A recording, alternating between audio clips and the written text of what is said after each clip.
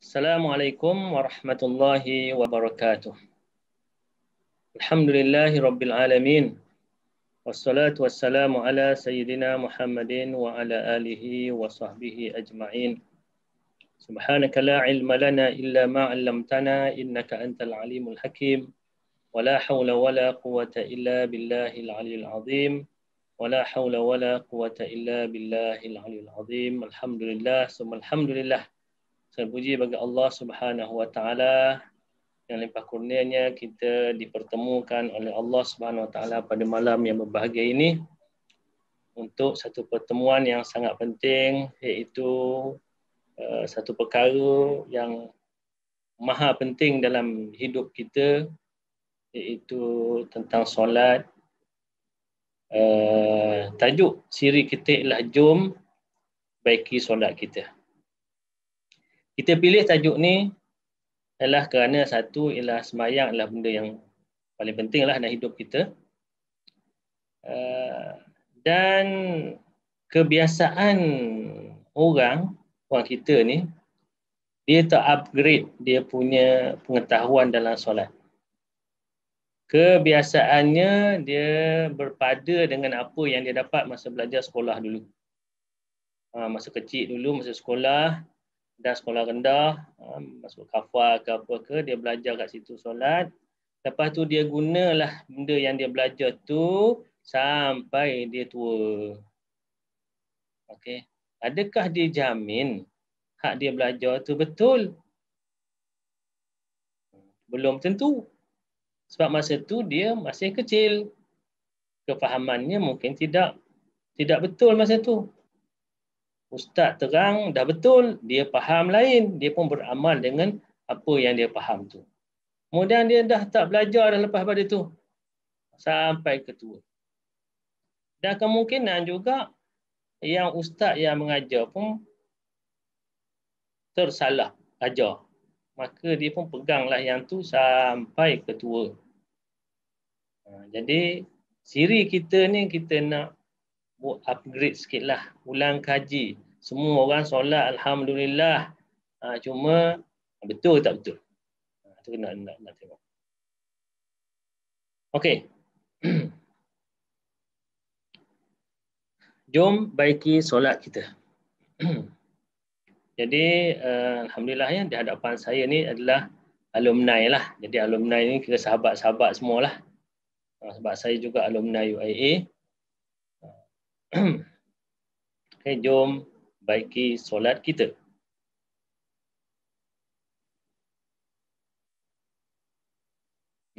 Jadi persoalan kita, aku solat ni betul dah ke? Dah betul ke ni solat ni? Ini kandungan yang apa ni ada untuk malam ni kalau sempat.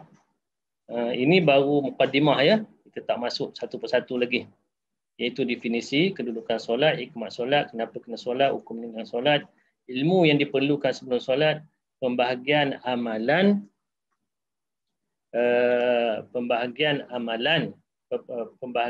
solat dan persiapan sebelum solat. Definisi solat. Okey. Solat ni bahasa Melayu, bahasa Arab. Solatun. Bahasa Melayu orang panggil apa? Sembahyang. Okey. Kalau orang tengok dari segi berlafaz sembahyang, yang apa tu? Jadi ada orang kaji yang kata sembah tu sembahlah, yang tu makna Allah Tuhan, sembah Tuhan, sembahyang.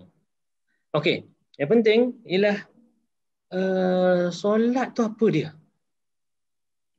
Jadi oleh kerana solat ni berasal daripada bahasa Arab, kita tengok pengertian dia lah. Solat ni dalam bahasa Arab, makna dia ialah doa. Doa. Macam kita kata pray lah. Pray tu doa lah. Tapi pray juga boleh solat kan? I pray every day. Semayang. Dan boleh juga. Pray tu makna doa. Jadi asal solat ni ialah makna doa, solat doa. Solat adalah doa. Kenapa dia panggil doa? Sebab apa dia satu sembahyang tu dikira doa? Sebab banyak dalam tu banyak doa lah. Itu dari segi definisi bahasa lah. Dari segi istilah dia, kalau bahasa Arab dia panggil aqwalun wa af'alun muftatahatun bitakbir wa muhtatamatun bitaslim bisyurutil makhsusah. Semayang ni ialah amalan yang mengandung ada ni nanti bahasa doa istilah syarak dia. Amalan yang mengandungi perkataan dan perbuatan tertentu yang dimulai dengan takbiratul ihram dan disudahi dengan salam dengan syarat-syarat tertentu. Maknanya dalam itu dia pengertian ni. Kalau ni dari segi istilah lah ni. Dia ada perkataan, ada perbuatan yang tertentu, mula dengan takbiratul ihram, sudah dengan salam. Tapi dengan syarat-syarat tertentu. Ada juga kitab yang mengatakan bahawa kepada kebiasaannya. Amalan yang mengandungi perkataan dan perbuatan pada kebiasaannya dimulai dengan takbiratul ihram, disudahi dengan salam syarat tertentu. Sebab sembahyang ni ada tak orang sembahyang dia tidak ada perkataan, dia ada perbuatan je. Tapi dia sembahyang. Ada ke tak ada?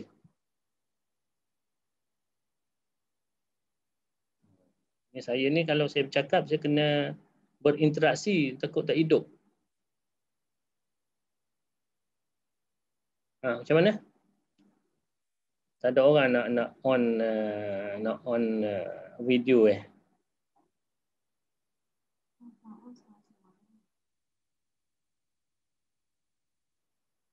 Okey, macam mana? Ada tak orang sembahyang tapi tak ada perkataan, dia ada perbuatan je. Ada ke tak ada?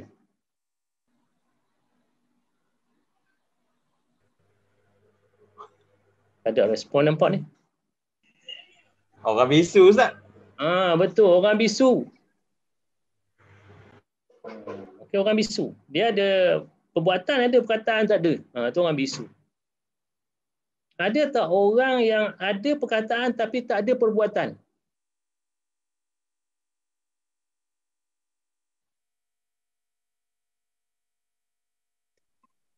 Orang cacat anggota. Cacat anggota macam mana tu?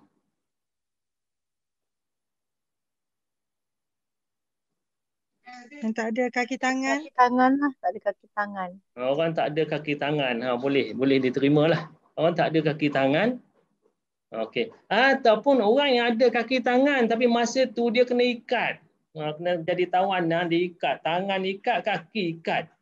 Tapi masa semayang dah sampai, dia wajib semayang. Jadi tak ada gerak je lah. Baca, boleh baca. Orang sakit, orang yang terlantar sakit. Orang yang terlantar sakit tak boleh nak bergerak langsung, lumpuh seluruh badan. Tapi perkataan mulut boleh. Maka boleh juga. Okey. Ada tak orang yang dia semayang tapi dua-dua tak ada? Semayang tak, perkataan tak ada, perbuatan pun tak ada, tapi dia semayang. Ada tak?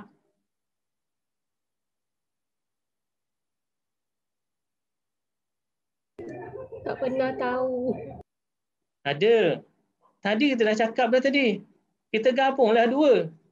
Satu tadi kata orang bisu. Yang kedua kata kena ikat. Kalau orang bisu kena ikat? Dua-dua. Orang bisu kena ikat. Mana tu? Ataupun satu lagi orang tu memang sakit, kuat. Dia tak boleh nak gerak apa-apa. Mulut pun tak boleh, tapi dia masih ingat. Akal dia masih waras. Maka dia wajib semayang, tapi semayang pakai niat lah. Gambar dalam kepala je. Tapi dia tak nak cakap apa, tapi fikiran dia masih ada. Maka ketika itu dia dikira sembahyang, Sebab tu ada setengah perkataan, ada setengah kitab dia kata dia tambah perkataan ghaliban, kebiasaan. Okey.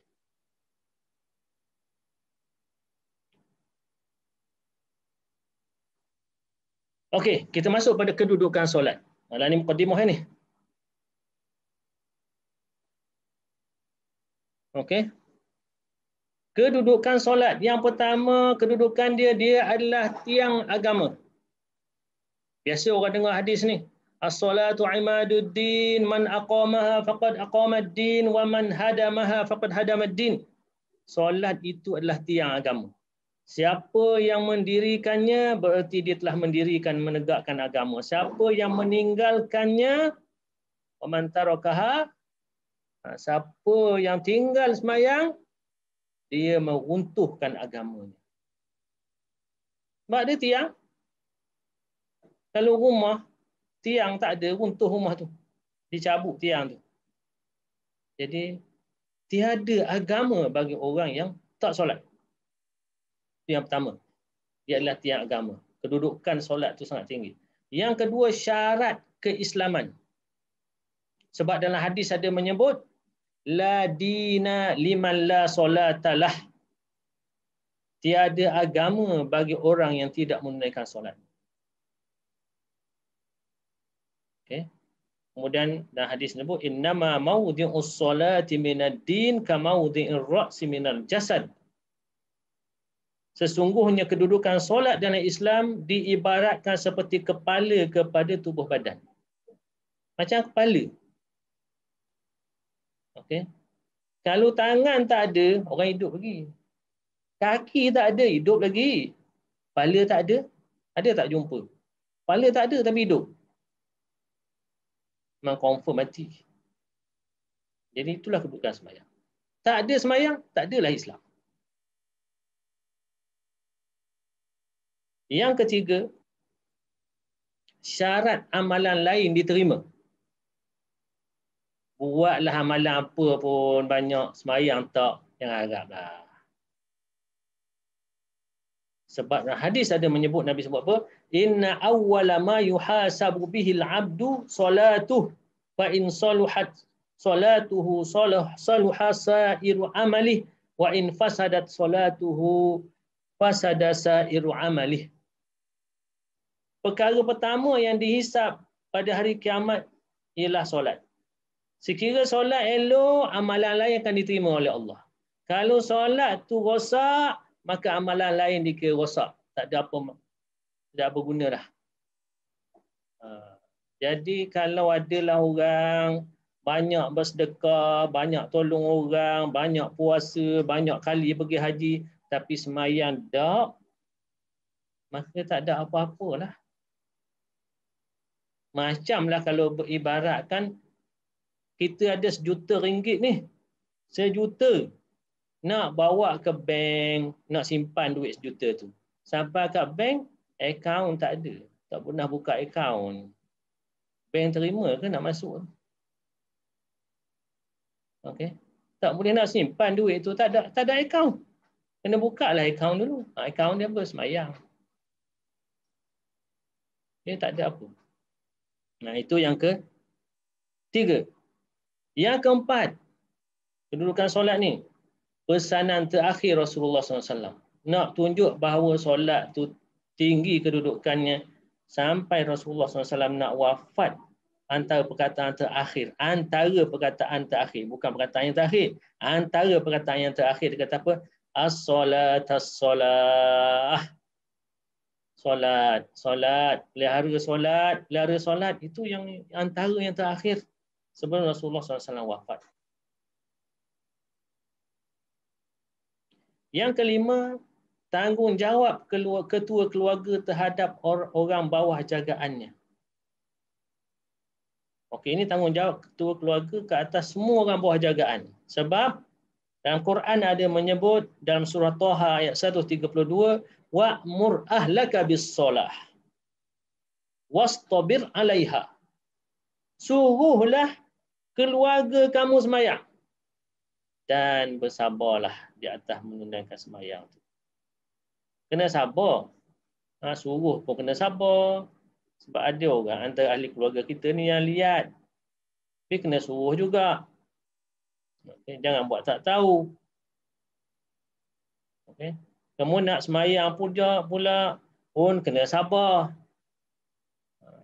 Kadang-kadang ada kerja lain. Okay. Jadi dalam ni, tanggungjawab ketua keluarga disebut dalam Quran. Wa'mur ahlaka bis-solah. Suruhlah keluarga kamu semayang. Tak ada dalam Quran sebut wa'mur ahlaka biz-zakah, wa'mur ahlaka bis-siyam. Suruhlah keluarga kamu semayang atau puasa, suruhlah keluarga kamu pergi haji, suruhlah keluarga kamu zakat. Tak ada. Yang ada wa'mur ahlaka bis-solah. Suruh keluarga kamu semayang.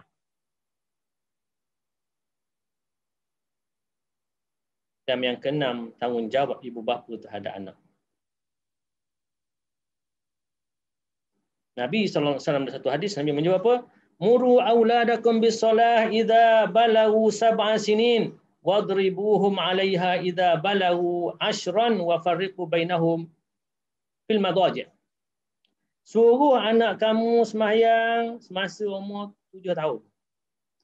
7 tahun cukup 7 tahun, suruh sembahyang. Nak suruh awal pergi pun tak apa, galakkan. Tapi yang jadi wajib ialah apabila 7 tahun. Dan pukullah mereka kalau tak sembahyang umur 10 tahun. Itu wajib tu. Umur 10 tahun tak sembahyang pukul. Tapi yang jadi masalah zaman sekarang, ayah pun tak sembahyang. Macam mana nak suruh anak sembahyang? Kalau nak pukul ayah tu dulu sebelum pukul anak. Okey, dan Nabi menyebut dan hendaklah dipisahkan tempat tidur mereka antara satu sama lain. Jangan tidur sekatil. Nak lelaki, nak perempuan, pisahkan.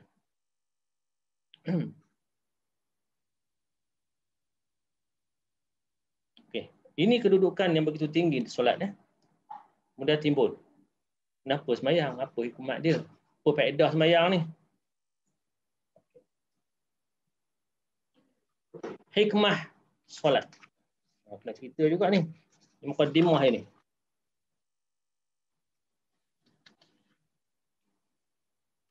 Okey. Hikmah solat. Yang pertama, mengingati Allah. Hikmah dia apabila sembahyang kita ingat kepada Allah. Sebab dalam Quran ada menyebut, Quran kata wa aqimis solata li dzikri. Dan surah Taha ayat 20. Dan dirikanlah solat untuk ingat kepada aku. Diri solat untuk ingat pada aku. Tapi masalah kita sembahyang ni ingat Allah ke tak? Itu soalan dia. Kita sembahyang ni ingat Allah ke tak? Kalau ingat berapa persen masa dah sembahyang kita ingat Allah? Ke ingat benda lain? Sedangkan solat tu untuk ingat Allah. Kalau tak ingat Allah, macam orang sembahyang dekat dah mabuk. Itu orang tak ingat Allah dah tu. Sembahyang tapi mabuk. Kita pun lebih kurang tu lah, sembahyang tapi mabuk. Macam orang mabuk lah, tak ingat. Ingat benda lain. Sedangkan Allah Ta'ala kata, wa aqimis solah, dirikan sembahyang untuk apa? Di zikri, untuk ingat aku. Tiba-tiba kita sembahyang tak ingat dia. Ingat apa? Peminat bola, dia ingat bola. Okey. Peminat masakan, dia ingat nak masak apa. Dah sembahyang tu. Dah masak. Dalam sembahyang cari resepi. Okey. Nak masak apa, cari resepi dalam sembahyang. Memang masa itulah banyak resepi timbul. Dalam sembahyang. Sedangkan wa aqimis solah li zikri, untuk ingat aku. Itu yang pertama. Okey, yang kedua, hikmah solat ni dia penghalang dari melakukan perkara yang buruk, perkara yang keji. Sebab Allah sebut dalam Quran. Okey, dalam surah Taha ayat 14. Wa aqimis solah innas solata tanha 'anil fahsya'i wal munkar. Dirikanlah sembahyang. Sesungguhnya sembahyang itu mencegah dari perkara keji dan mungkar. Tapi orang timbul pula masalah. Dia kata saya sembahyang tapi ialah hak hak jahat-jahat tu saya buat juga macam mana? Makna sembahyang yang tidak dapat mencegah seorang buat keji dan mungkar. Dan satu hadis Nabi sebut sembahyang yang macam tu ialah sembahyang yang bukan makin dekat dengan Allah, makin jauh dengan Allah. Tapi macam tu kena tak ada sembahyang, kena sembahyang. Tapi itulah hikmah sembahyang penghalang. Kenapa penghalang dia begini kan? Kita sembahyang 5 waktu sehari semalam. Kita sembahyang ni nak menghadap Allah. Okay. Yang tahu apa yang kita buat. Jadi adakah antara orang tak buat mungkar dalam sembahyang, orang buat tu lepas sembahyang. Tapi kalau kita ingat lepas ni aku nak jumpa Allah lagi ni. Kalau orang tu ingatlah. Dia nak buat jahat lepas zuhur. Tapi asal nanti aku nak jumpa Allah lagi ni. Dia rasa malu. Jadi begitulah 5 waktu. Jadi nak buat antara solat dengan solat tu dia jadi kata lepas ni aku jumpa Allah ya, macam mana nak jumpa Allah kalau dah buat benda macam ni. Timbul begitulah. Okey. Yang seterusnya melahirkan ketenangan jiwa dan juga pemurah. Orang sembahyang ni orang yang tenang jiwa ni dan boleh jadi sembahyang ni juga ialah menyebabkan orang boleh jadi pemurah. Sebab apa? Sebab Quran sebut. Okey, cuba tengok dalam surah Al-Ma'arij ayat 10 hingga 23. Allah SWT berfirman, "Innal insana khuliqa halu'a, idza massahu syarru jazu'a, wa idza massahu al-khairu manu'a, illa al-musallin alladzina hum 'ala salatihim da'imun." Manusia itu dicipta dalam keadaan bertabiat keluh kesah. Apabila dia ditimpa kesusahan, dia berkeluh kesah. Dan apabila dia mendapat kemenangan, dia mendapat kesenangan, dia jadi bakhil. Okay? Kecuali, ada kecuali ni. Orang yang bersolat dan berkekalan dalam melaksanakan solatnya. Jadi orang ni ialah orang yang tidak keluh kesah, jiwa dia tenang. Orang yang tidak bakhil. Kalau faham daripada ayat tersebut. Sebab itulah orang-orang soleh apabila dia menghadapi kesusahan, dia akan sembahyang. Apabila dia sembahyang, jiwa dia akan tenang. Okey, itu orang soleh. Kalau sembahyang lagi kusut, jadi apabila susah hati tak nak sembahyang, itu bukan orang soleh lah tu. Okey, yang seterusnya, melatih diri supaya sentiasa bersih zahir dan batin. Okey, apabila kita sembahyang, satu kita melatih diri untuk sentiasa bersih zahir. Sebab nak sembahyang ni kena bersih dari zahir kita, mana boleh kotor-kotor, ada najis dan sebagainya. Kena bersih. Begitu juga jiwa kita kena bersihkan dari segala kekotoran jiwa sebab kita nak menghadap Allah Subhanahu Wa Taala. Itu yang keempat. Ringkasnya.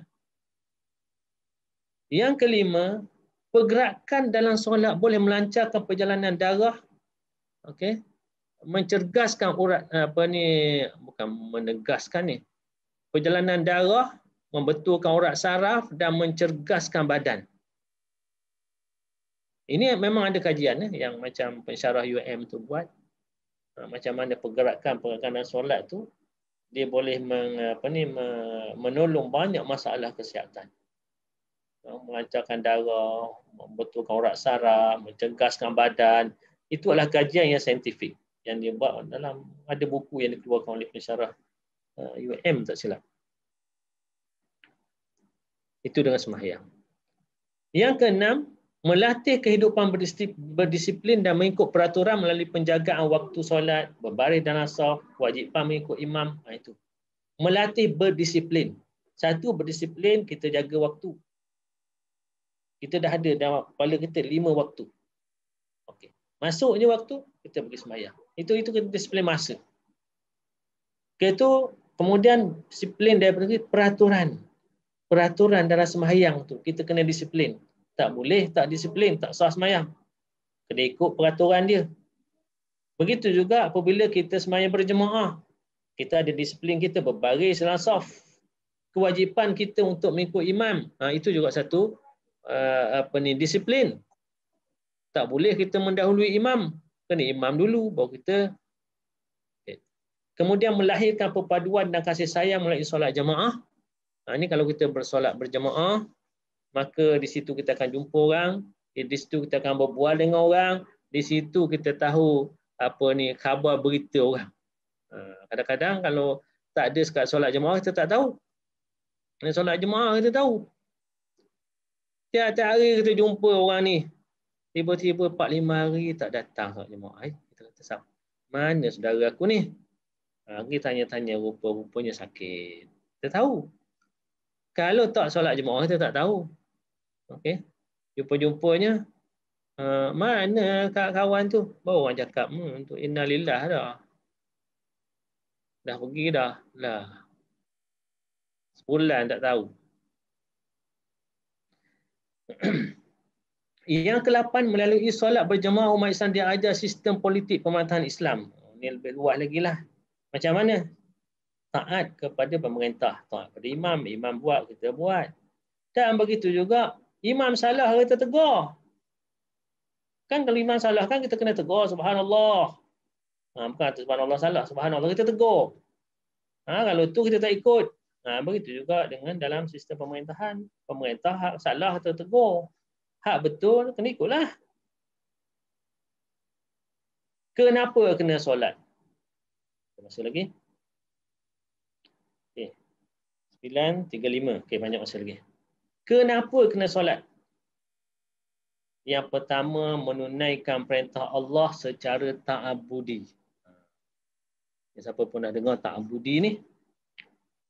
Kita kena solat pasal apa? Kita nak tunaikan perintah Allah. Pasal apa? Kerana kita adalah hamba. Kita adalah hamba. Jadi hamba ni, kalaulah ada sistem perhambaan, Tuan dia kata apa, kena ikut. Confirm, hamba tu ikut. Dia tak ada kata no. Mesti dia buat. Itu hamba. Kalau kita kata kita ni hamba Allah, kita tak boleh kata no. Kita kena buatlah. Okay. Jadi perintah Allah ni, sembahyang ni, solat ni, dia ta'abudi. Pernah dengar tak kata ta'abudi?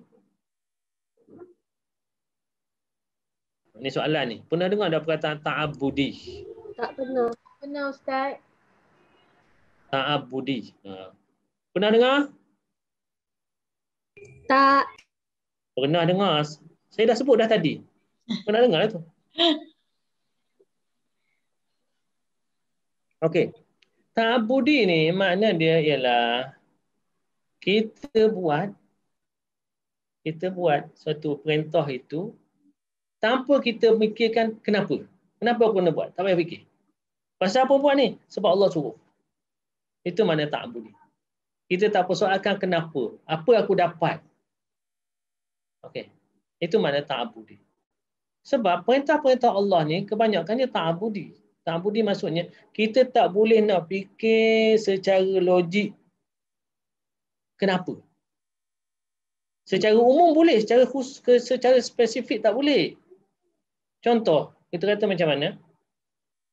Kenapa Allah suruh sembahyang? Mungkin kita boleh jawab secara umum. Dia kata sebab sembahyang itu ialah untuk kita berhubung dengan Allah Subhanahu Wa Taala. Tu kena sembahyang. Cuma kalau betul tu dari segi umum. Tapi kalau orang kata kenapa sembahyang tu 5 waktu? Itu ta'abudi. Okay. Kau nak berhubung dengan Allah, kenapa 5 sehari? Kenapa tak 6? Kenapa tak 4 je? 3 je kan sikit. Ada hubungan, paling kurang ada juga hubungan 3 kali dengan Allah SWT. Kenapa 5? Kenapa tak 3? Itu ta'abudi. Tak boleh nak kata kenapa kena 5. Mesti 5, kenapa? Tak pernah jawab macam tu. Jawapannya Allah suruh macam tu. Begitu juga kalau orang kata contoh ta'abudi. Kenapa sembahyang tu tak sama antara satu sama lain? Alangkah eloknya kalau sekiranya nampak konsisten sikit lah. Semayang Zuhur 4, semayang Asar 4, Maghrib 4, Isyak 4, Subuh 4. Kan nampak cantik semua 4. Nampaklah macam tu. Ni tak. Yang ni ada 4, yang ni ada 3, yang ni ada 2. Tak boleh ke 4 belaka? Berat sangat. Tak boleh ke 2 belaka? 2 pun hubungan dengan Allah juga. Kenapa yang tu kena 4, ni kena 2? Yang ni kena 3? Itu benda yang ta'abudi, tak boleh kita nak fikir kenapa. Nak bagi logik, payah nak bagi logik. Kenapa yang ni kena 3, yang ni. Tak ada logik situ. Kita terima je lah, Allah suruh. Nak macam mana? Kalau doktor pun boleh kita terima, kenapa Allah tak boleh terima? Doktor kita boleh terima. Okay? Contoh ialah, kita pergi jumpa doktor. Kita ada sakit. Doktor pun bagi ubat kat kita. Okey. Contohnya dia kata, okey, ni ubat ni 2 biji sekali makan. 2 kali sehari. Yang ni 1 biji sekali makan 3 kali sehari. Yang ni sebiji sekali makan sekali sehari je. Tak ada orang persoal pada doktor tu. Tak ada orang kata kat doktor tu, doktor ni nampak macam tak konsisten lah ubat ni. Ada sekali 1, ada kali 2, sekali 3. Kenapa tak sama je? Sebiji, setiap jenis ubat ni sebiji sekali sehari. Kan baru nampak konsisten. Tak ada orang pernah persoalkan doktor. Kenapa? Sebab orang kata doktor lah lebih tahu. Samalah dengan Quran, dengan solat. Kenapa 4, kenapa 5? Allah lah lebih tahu sebab dia cipta kita. Okey, itu ta'abudi. Dalam solat. Okey, yang kedua, amalan praktikal yang pertama sebagai bukti keislaman. Okey. Amalan praktikal yang pertama sebagai bukti keislaman. Lepas daripada kita Islam, apa dia yang amal praktikal yang mesti kita buat? Yang pertama sekali ialah kita sembahyang. Yang pertama sekali ialah kita sembahyang. Itulah amalan praktikal yang pertama. Bukan puasa, bukan zakat, bukan haji, sembahyang. Selepas daripada mengucap syahadah, sembahyanglah. Jadi itu sebagai bukti bahawa kita Islam, sembahyang. Kalau masuk Islam tak nak sembahyang, mana bukti kamu ni Islam? Yang ketiga, penghubung secara langsung. Okey, penghubung secara langsung antara manusia dengan Allah Subhanahu Wa Taala. Penghubung secara langsung antara manusia dengan Allah Subhanahu Wa Taala. Ada tak amalan lain yang kita boleh berhubung langsung dengan Allah? Kita bercakap dengan Allah Subhanahu Wa Taala? Tak ada. Sembahyang. Langsung. Kita Allahu Akbar tu, kita bercakap dengan Allah Subhanahu Wa Taala. Kalau seorang tu dia tidak solat, maka dia tidak ada hubungan, tak ada kontak dengan Allah Subhanahu Wa Taala. Tak ada. Dia seolah-olah dia dah tak perlu kepada Allah Subhanahu Wa Taala. Jadi bahaya macam tu. Yang keempat, melalui solat hamba itu mengagungkan Allah sekaligus memohon rahmatnya. Dalam solat kita agungkan Allah.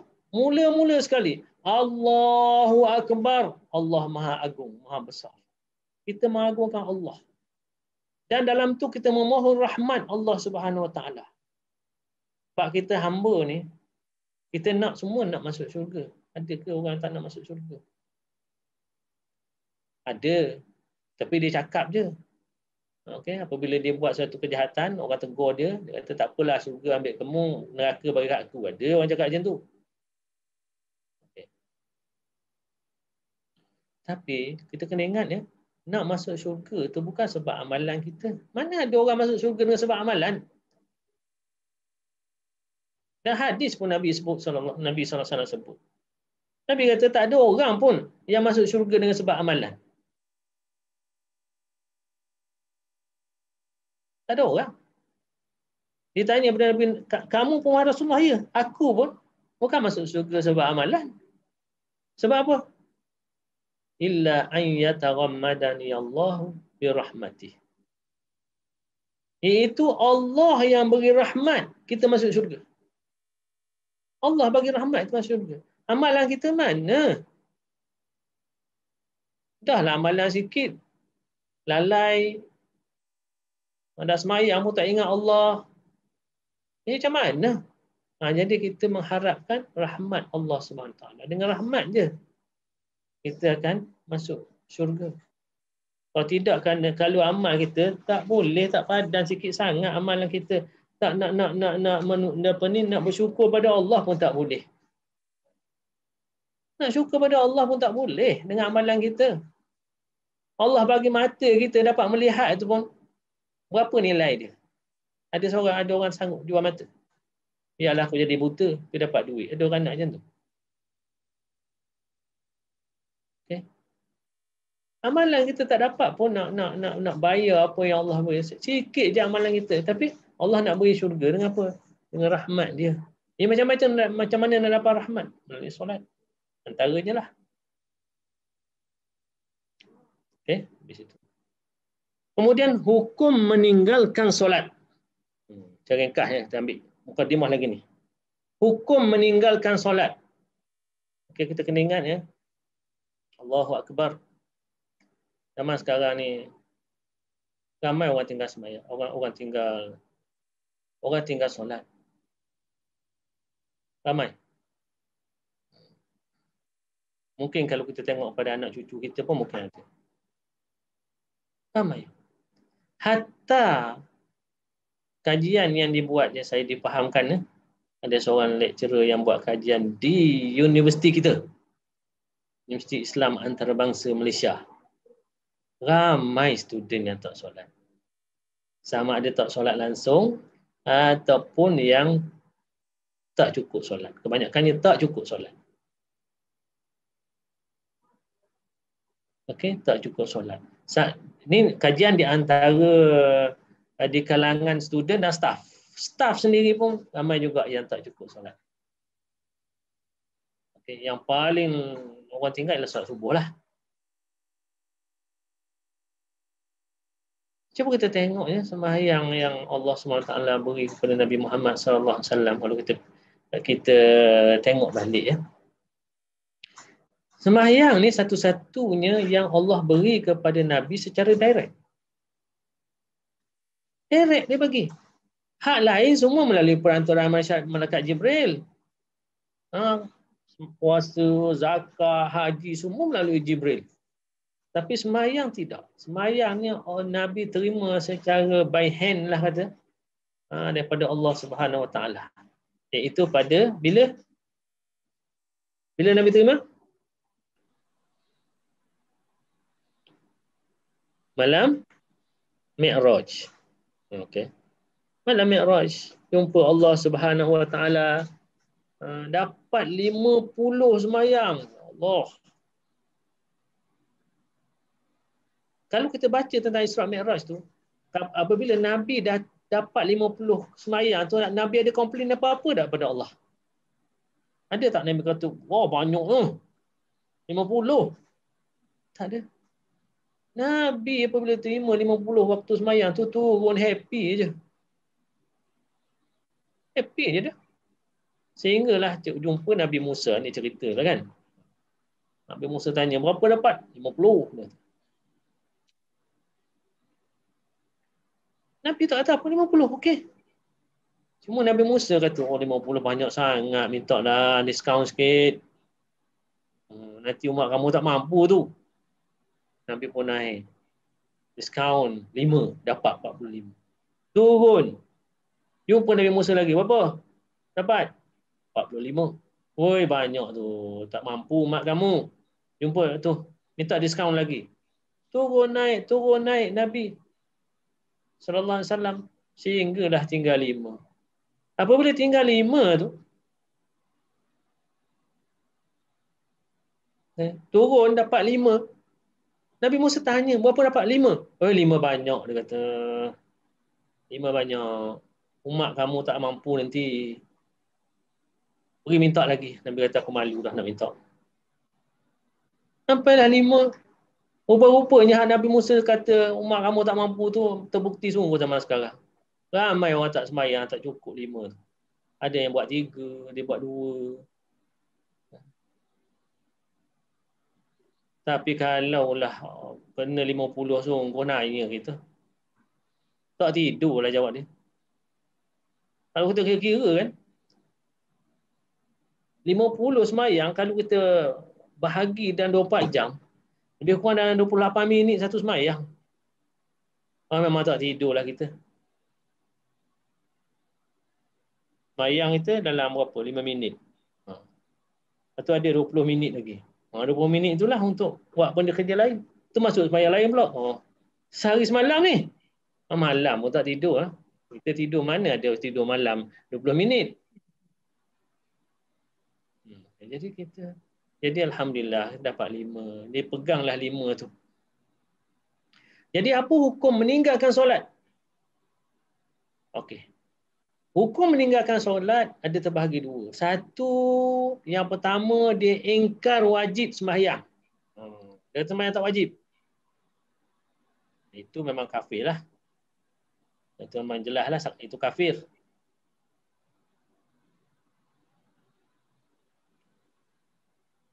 Yang kedua, malas. Oh ni hak banyak lah. Orang Islam yang kata sembahyang tak wajib ni payah nak cari. Yang banyaknya ialah yang malas. Dia malas macam mana? Ni hak ramai ni.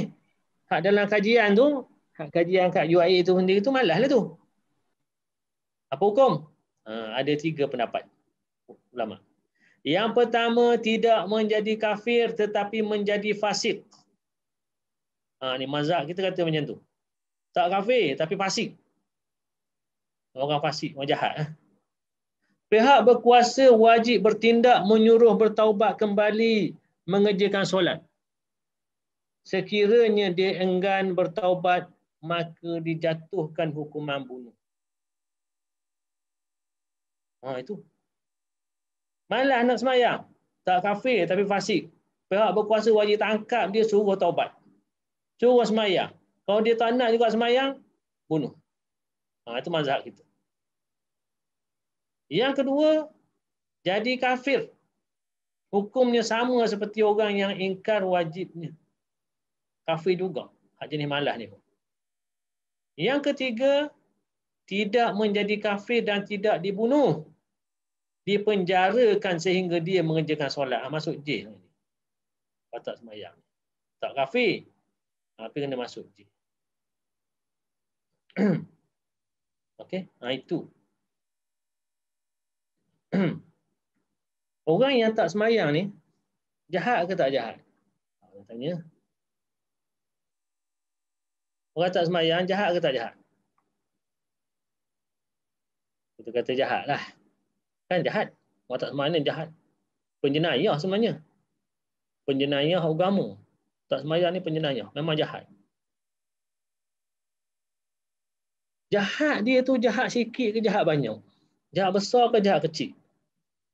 Orang yang tak sembahyang. Mana lebih jahat dia dengan iblis? Dia kena tanya soalan ni. Mana jahat orang yang tak sembahyang dengan iblis? Siapa nak jawab?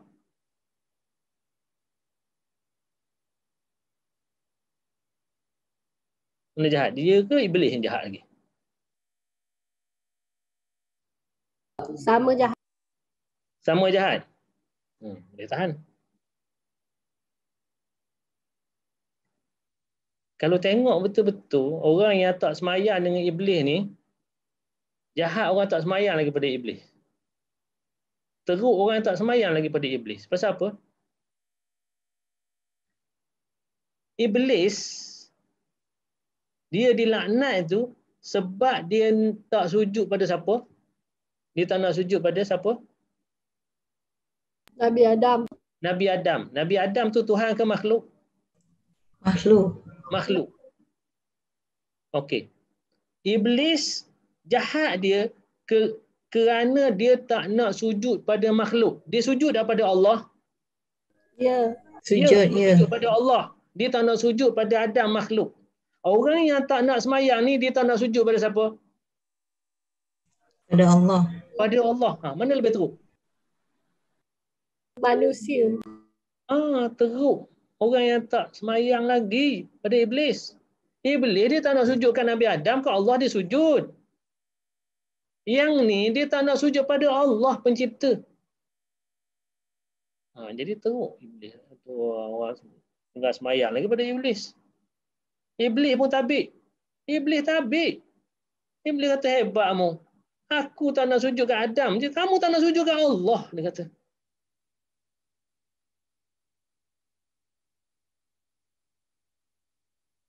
Okey, itu hukum meninggalkan solat. Sebelum semua solat kena ada ilmu. Sebelum solat kena ada ilmu. Sebab kalau tidak, tak jadi satu kerja. Mana-manalah kata orang yang nak buat rumah, dia tak ada ilmu, dia boleh ke buat rumah? Orang perempuan yang nak masak, okey, nak buat baking ke apa ke, nak buat masak apa-apa ke, dia tak ada ilmu, tak tahu pun, boleh ke dia buat benda tu? Ataupun dia tahu sikit-sikit, kalau tahu sikit-sikit, benda yang dia hasil tu tak bermutu. Jadi ke tak jadi? Okey. Jadi begitu juga sembahyang. Sebelum sembahyang, kena ada ilmu. Ilmu apa kena ada? Okey, ilmu apa kita kena belajar sebelum solat? Kena ada ilmu apa sebelum solat ni? Kita jangan pandang remeh. Okey, ilmu yang diperlukan sebelum solat. Yang pertama, ilmu tauhid. Kenapa ilmu tauhid? Iyalah, kalau tak belajar ilmu tauhid, akidah tak betul. Jadi hak lain semua tak betul lah. Apa perlu syariat dan apa semua semayang tu kalau dah akidah tak betul. Ilmu tauhid. Yang kedua, ilmu fiqh. Kena belajar ilmu fiqh. Macam mana nak betulkan semayang kalau kita tak belajar fiqh? Sebab semayang, solat kita ni ada hubungan dengan fiqh. Dengan rukun, dengan syaratnya, wuduknya dan sebagainya. Itu semua fiqh. Kalau tak tahu, tak belajar fiqh, macam mana nak semayang? Itu kena belajar. Yang ketiga, ilmu tasawuf ataupun ilmu akhlak. Itu pun kena belajar juga. Pasal apa? Kita semayang ni, kita nak semayang betul-betul. Jangan ada dalam hati kita riak, ujub dan sebagainya, nak tunjuk ke orang. Jadi itu perlunya pada ilmu tasawuf, dia kata. Orang setengah dia agak sensitif sebut tasawuf. Ilmu akhlak. Yang berkaitan dengan jiwa, jaga jiwa. Macam mana nak bersihkan jiwa supaya apa? Semayang kita semayang yang diterima oleh Allah Subhanahu Wa Taala. Kita ada dua tau. Satu, sembahyang sah ke tak sah. Itu bab fiqh. Yang kedua, sembahyang itu diterima ataupun tidak. Itu kena belajar bab tasawuf. Fiqh ni sah tak sah je.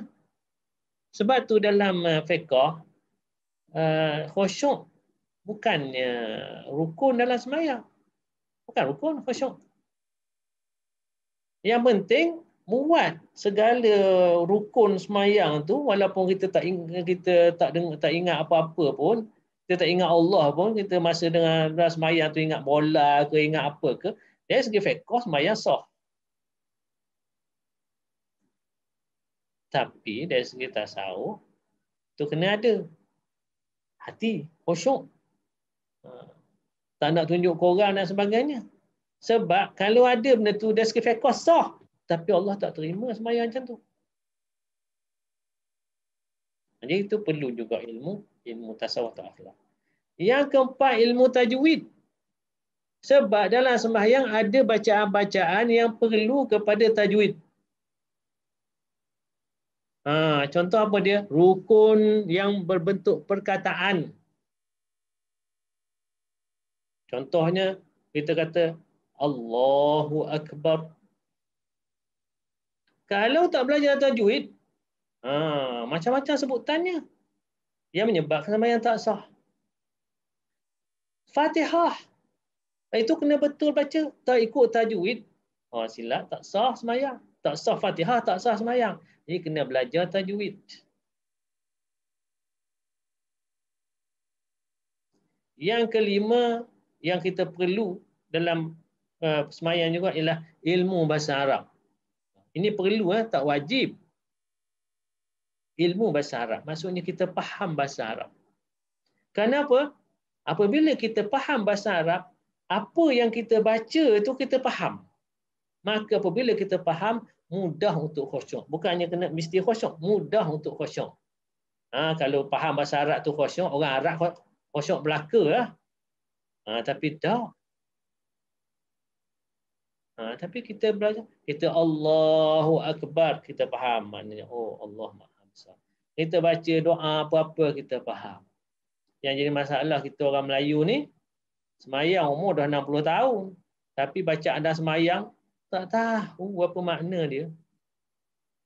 Dia tahu baca je, tapi tak tahu apa benda.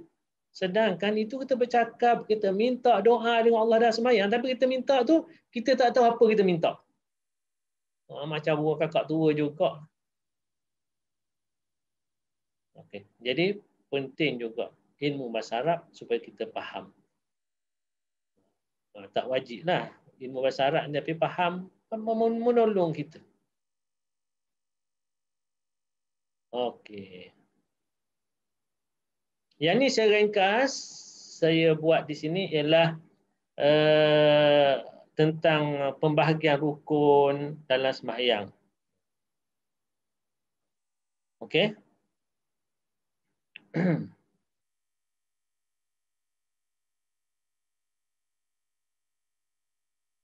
Okey. Kita ke belakang sikit. Okey.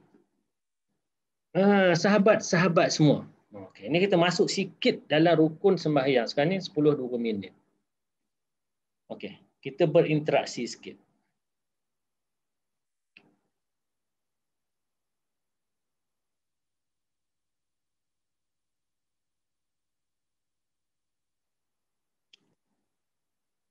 Rukun sembahyang ada berapa? Cuba kita bilang.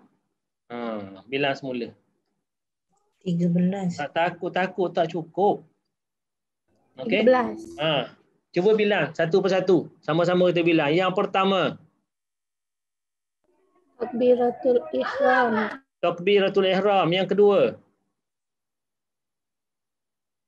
Fatihah. Fatihah. Yang ketiga. Tahiyat. Tahiyat. Tahiyat. Yang keempat. Selawat. Selawat. Selawat yang mana? Tahiyat Selawat awal ke tahiyat Nabi. akhir? Selawat Nabi. Selawat masa kat mana? Masa selawat kita ada 2 kali. Selawat masa tahiyat awal ada, tahiyat akhir ada. Akhir-akhir. Tahiyat akhir. Yang tu yang keempat. Yang kelima. Duduk antara 2 sujud. Duduk antara 2 sujud. Okey, yang keenam. Salam. Salam. Salam pertama. Salam pertama. Yang ketujuh.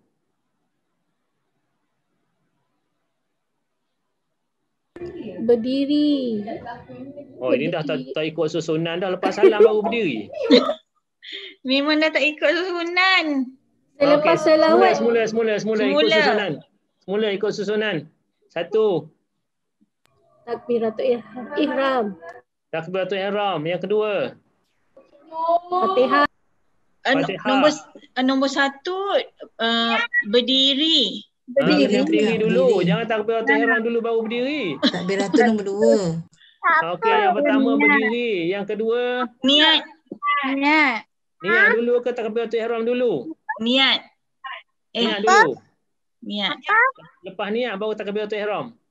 Ya. Takbiratul ihram baru niat. Ke dia berjalan serentak? Serentak. Serentak. Serentak. Tapi kalau kita nak dahulukan, boleh dahulu mana satu lah. Makna boleh kita kata takbiratul ihram sebab kita masa Allahu Akbar tu ada niat.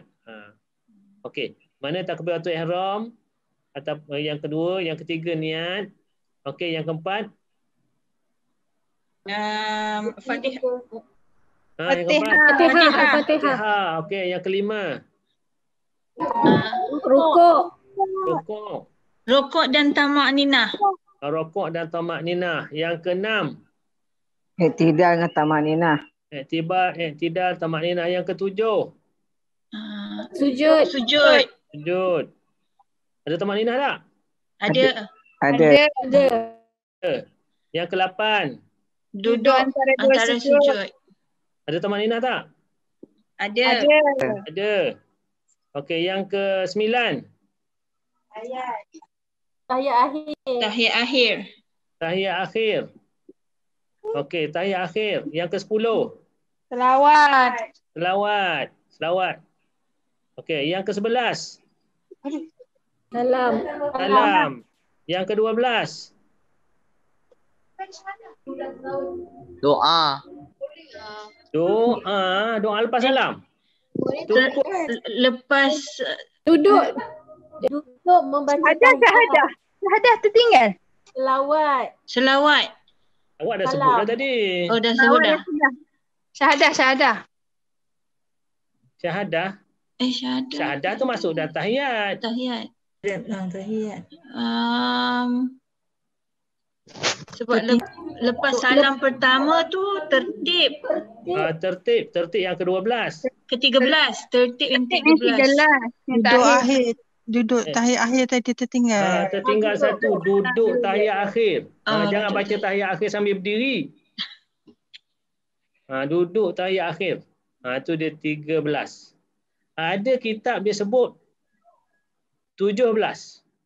Dalam mazhab Syafi'i. 17. Tahu tak apa beza antara dua ni? Yang kata 13, ada kitab kata 17.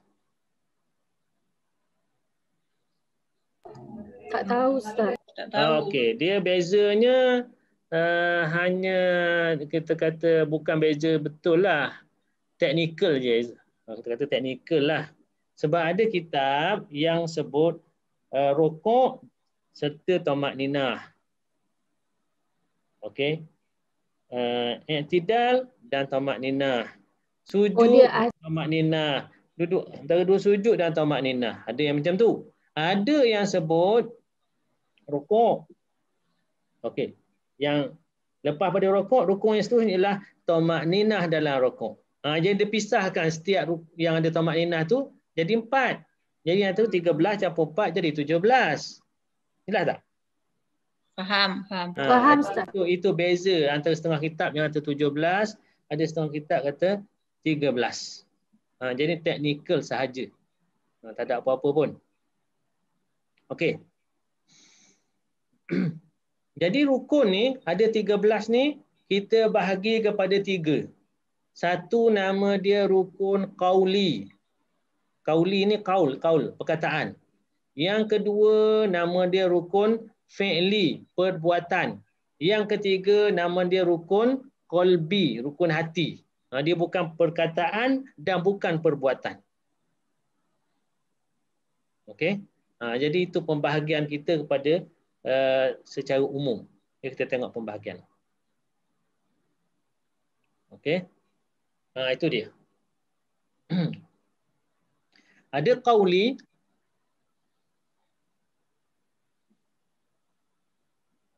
Okey. Ada qauli. Qauli ni ialah berbentuk perkataan. Apa dia? Yang pertama ialah takbiratul ihram. Apa itu takbiratul ihram? Takbiratul ihram apa dia? Perkataan Allahu Akbar. Sahaja. Ke Allahu Akbar sambil angkat tangan? Sambil angkat tangan. Jadi angkat tangan tu termasuk dalam takbiratul ihram ke tak? Sekali. Kalau dia tak angkat, dia kata Allahu Akbar tak angkat. Tak jadi. Apa yang tak jadi? Tak ada takbirah tu. Takbir tu tak jadi. Jadi sembahyang sah ke tak sah? Tak. Tak sah. Tak. Jadi sebab tu kita kena bezakan di antara yang mana rukun dan yang mana tidak rukun. Okey. Yang dimaksudkan dengan takbiratul ihram ialah perkataan Allahu Akbar. Itu sahaja. Ada pun angkat tangan, itu sunat. Kalau kita tak angkat tangan pun, takbiratul ihram kita sah, sembahyang kita sah. Angkat tangan ni adalah sunat. Bukannya wajib. Tak masuk pun dalam takbiratul ihram. Itu hanya sunat sahaja. Takbiratul ihram ialah Allahu Akbar. Kenapa dinamakan takbiratul ihram? Sebab takbir itulah yang mengharamkan. Ihram maknanya mengharamkan. Mengharamkan apa? Mengharamkan apa yang halal sebelum ni. Sebelum tu kita boleh bersembang. Apabila Allahu Akbar, tak boleh bersembang. Haram bersembang. Sebelum tu kita boleh makan. Allahu Akbar, jangan makan. Makan haram. Minum dan sebagainya.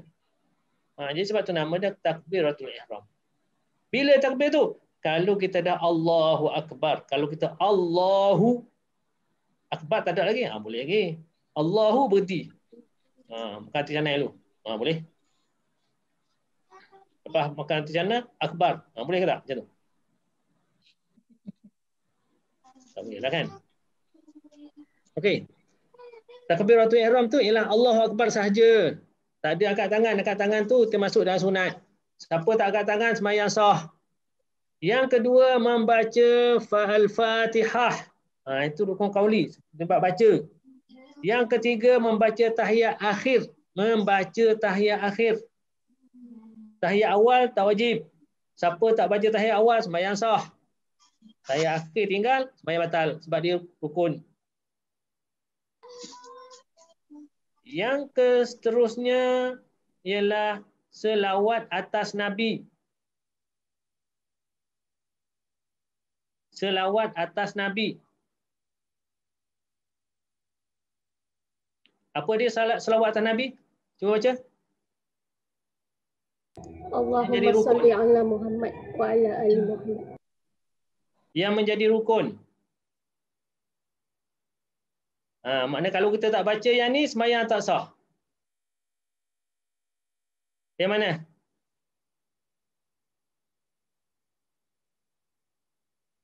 Kalau dia baca Allahumma salli ala Muhammad, sah ke tak sah? Tahiyat akhir ni, tahiyat akhir. Dia tak kata wa ala ali Muhammad. Tak penuh. Tak penuh. Sah ke tak sah? Sah. Sah, kenapa sah? Sah sebab dah selawat kepada Nabi. Okey. Dia yang menjadi rukun selawat kepada Nabi sahaja. Jadi Nabi Allahumma salli ala Muhammad. Sayyidina tak Sayyidina itu cerita lain. Tapi kena ada Allahumma salli ala Muhammad. Tambahan Sayyidina tak tambah itu lain cerita.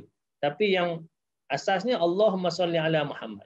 Wa ala ali Muhammad itu dah keluarga Nabi, tak masuk. Itu kita akan masuk bab lain.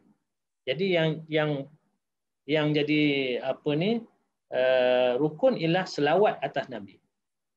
Yang seterusnya ialah salam yang pertama. Salam yang pertama. Okey, salam yang pertama ni apa dia? Assalamualaikum warahmatullahi. Termasuk tak paling kanan? Paling ke kanan. Paling ke kanan sahaja. Dah, Assalamualaikum warahmatullahi ke kanan. Paling ke kanan ni masuk tak? Mana wajib ke tak? Rukun ke tak? Kalau orang tak paling ke kanan, sah tak sembahyang? Ni contoh dia. Lepas fil alamin innaka hamidum majid. Assalamualaikum warahmatullahi. Assalamualaikum warahmatullahi. Ke kanan pun tak, ke kiri pun tak. Straight je. Bukan dia sakit pokok, sakit leher. Bukan. Dia memang tak nak paling. Sah ke tak sah? Sahaja dia tak nak paling. Sah. Orang lain macam mana? Sah ke tak sah? Dia tak ramai masuk, orang tak berani nak masuk jawab ni. Rukun. Dia tak ada dalam rukun. Okey, yang dalam rukun apa dia? Salam yang pertama. Bagi salam. Bagi salam tu je. Okey. Paling itu sunat. Kena faham, kena beza mana rukun, mana tak rukun. Sekarang ni ramai orang dia tak dapat bezakan. Hak mana rukun, yang mana tak rukun. Tu kena belajar. Salam. Okey, salam tu apa dia? Sekali lagi. Assalamualaikum warahmatullahi. Kalau dia assalamualaikum saja, tak ada warahmatullah. Sah. Macam mana tu? Takut nak jawab, Ustaz. Boleh, Ustaz. Boleh. Mana hak takut nak jawab tu pasal tak tahu kan? Betul. Dia salah pula kan? Okey, yang dimaksudkan dengan salam ialah assalamualaikum warahmatullah tu tambahan sunat. Assalamualaikum. Kan kita bagi salam ke orang. Assalamualaikum. Assalamualaikum. Jadi salam pun samalah. Kena bahasa assalamualaikum. Jangan salam macam kita beri salam ke orang hak tak betul tu. Kalau beri salam ke orang, assalamualaikum. Itu salam lain tu. Okey. Pun panjang. Kalau buat macam tu nak sembahyang tak sah. Sebab dia sebutan dia kena betul. Assalamualaikum. Itu qauli. Okey.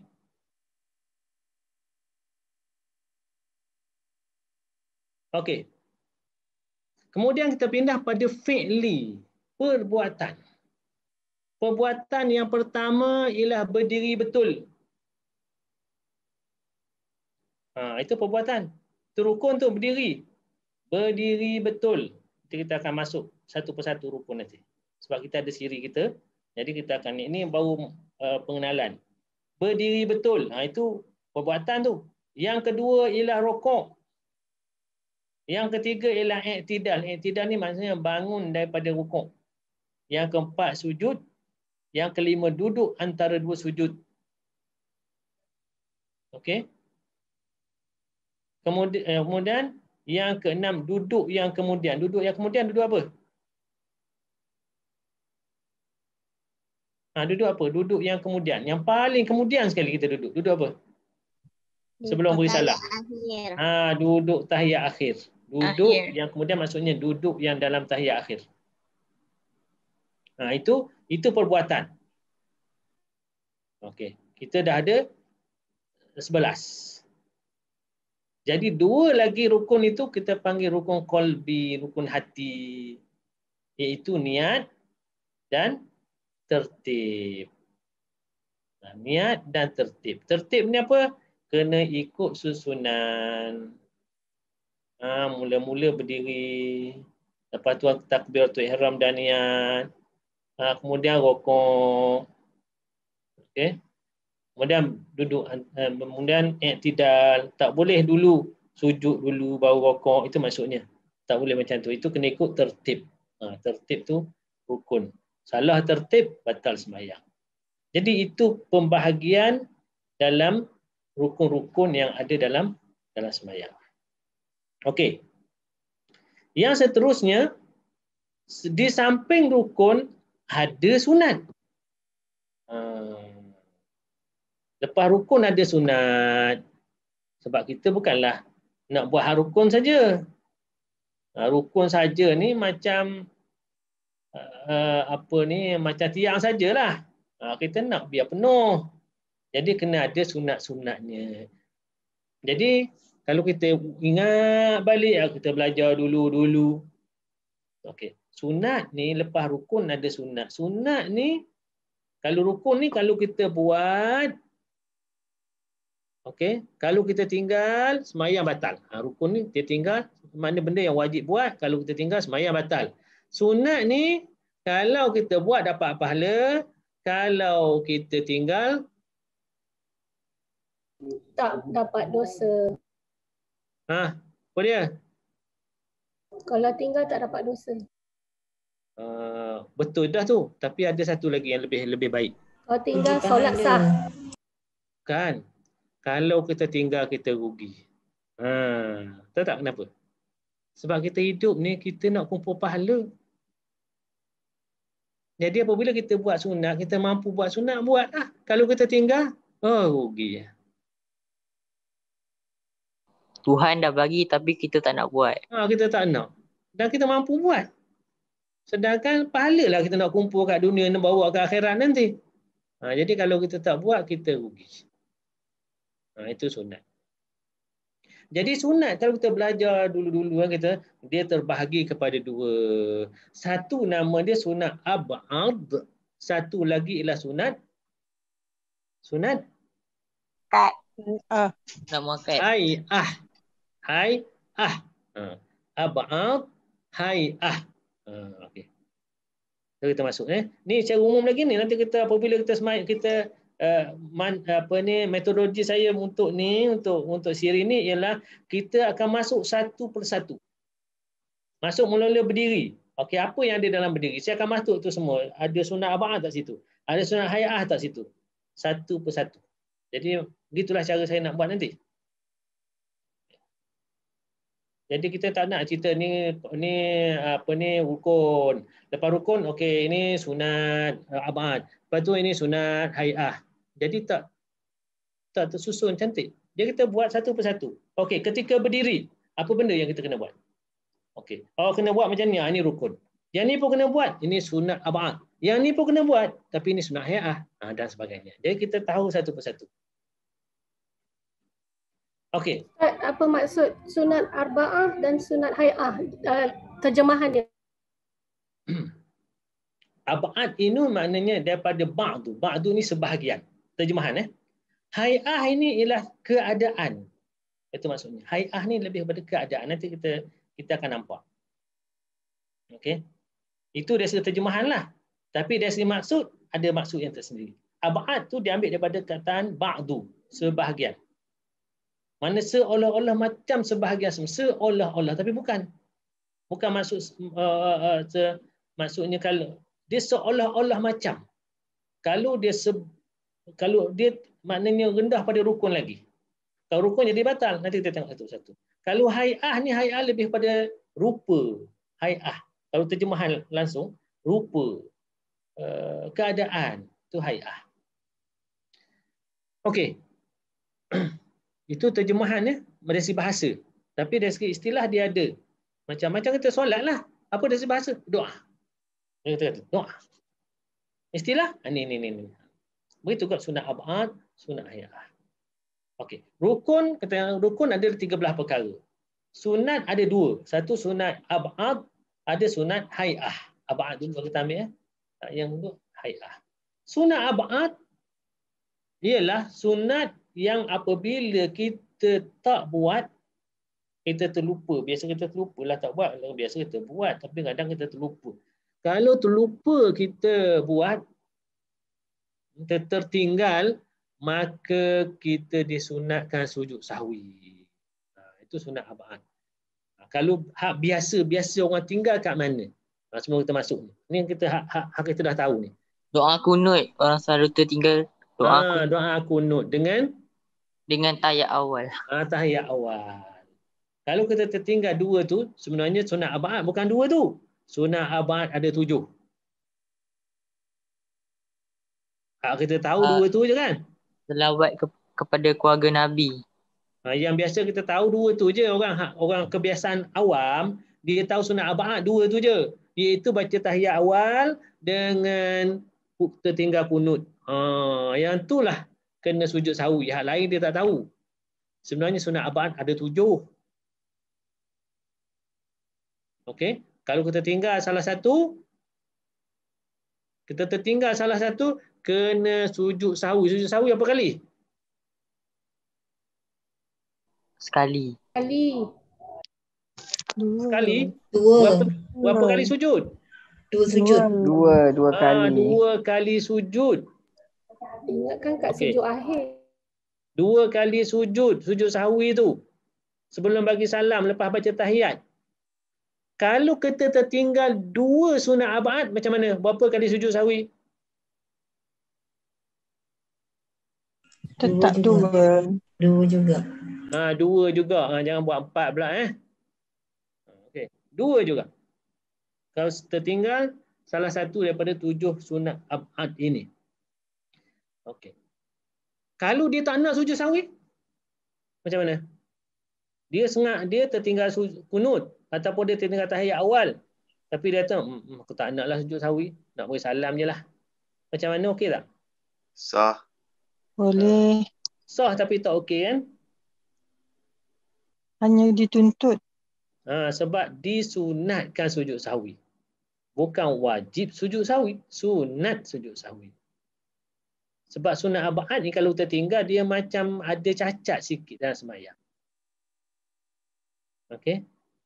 Jadi untuk tampung kecacatan itu ialah dengan sujud sahwi. Kalau kita tak sujud sahwi, sembahyang kita cacatlah sikit. Tapi masih diterima, masih dikira sembahyang, sah. Tapi macam cacat lah. Tapi nak ganti cacat tu sujud sahwi. Satu lagi ialah sunat hai'ah. Sunat hai'ah ni ada 15 perkara. Tertinggal sunat hai'ah tidak perlu sujud sahwi. Buat dapat pahala. Sunat ab'ad pun buat dapat pahala jugalah. Tinggal tak berdosa. Sunat sujud sahwi supaya tampung kecacatan tu. Sunat hai'ah pula dia buat dapat pahala. Tak buat rugi tapi tak kena sujud sahwi.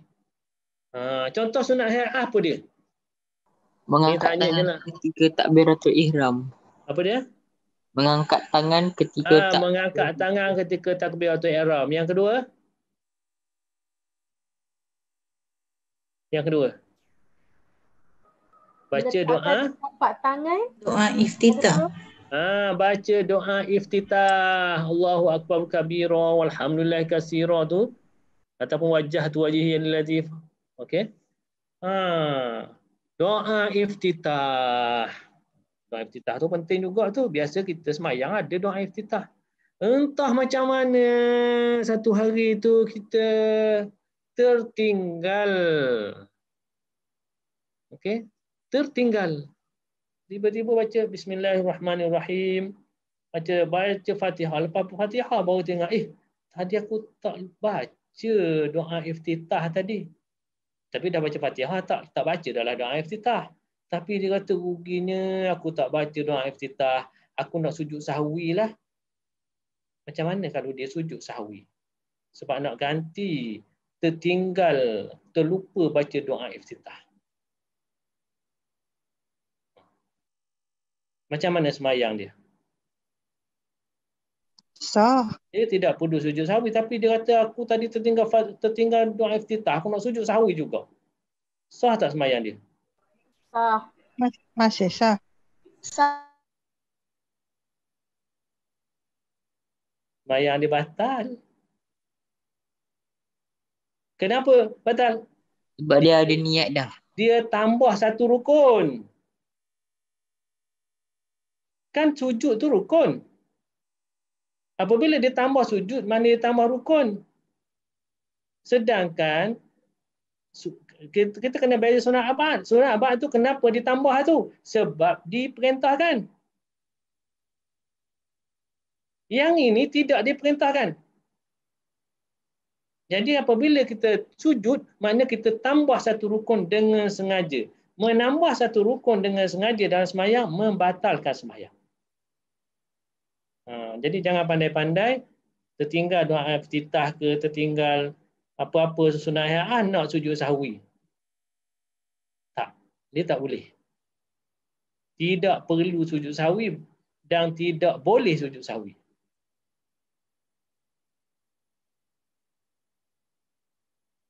Okey. Kita masuk satu-satunya. Berapa dah?